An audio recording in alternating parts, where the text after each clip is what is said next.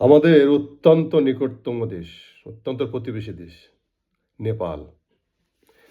আমাদের বাংলাদেশের মতো হালেই তাদের দেশে জেএনজি অভ্যুত্থান হয়েছে এবং জেএনজি থেকে তাদের দেশে একজন প্রাইম মিনিস্টার হয়েছে বালাম শাহ, একজন র্যাপার, টকবকে যুবক, এবং সে প্রাইম মিনিস্টার হয়েই সে কিছু ঘোষণা দিয়েছে, যুগান্তরকারী ঘোষণা, যেগুলো এখন সারা এশিয়া জুড়ে যেগুলো এখন চর্চা হচ্ছে।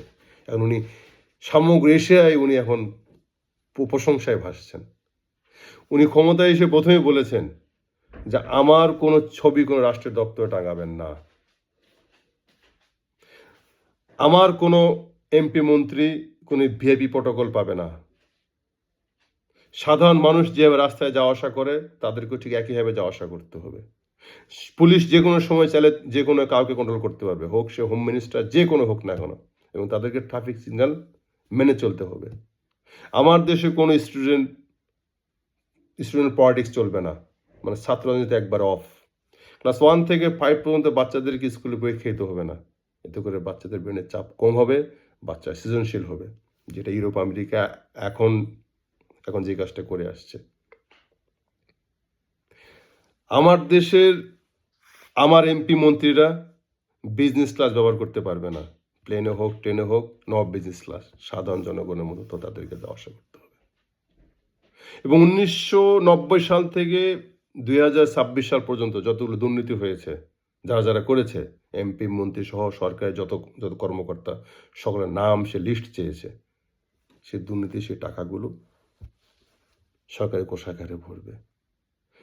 আমার দেশের প্রাইভেট হসপিটালগুলোতে 10% গরিবের জন্য ফ্রি চিকিৎসা রাখতে হবে। কত বড় সিদ্ধান্ত!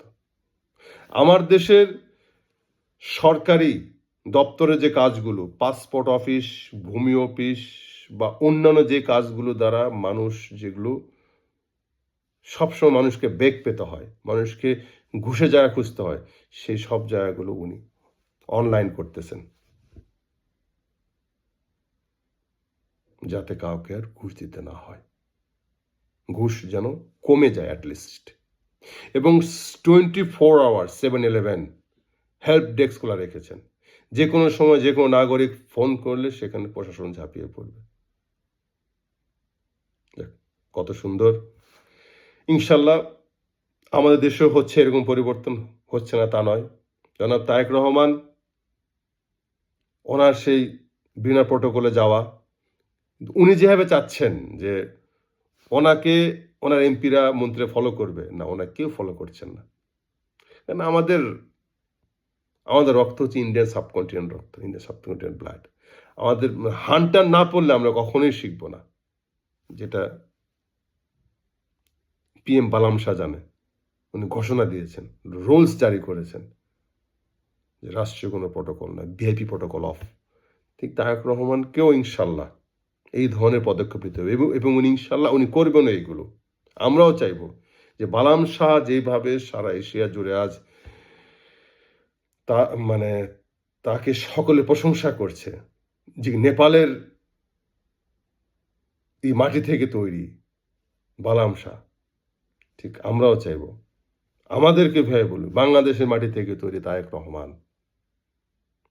ওনার সুনাম সবার চেয়ে বেশি হবে সারা এশিয়াতে। আমরা এই প্রত্যাশায়। ভালো থাকবেন সকলে।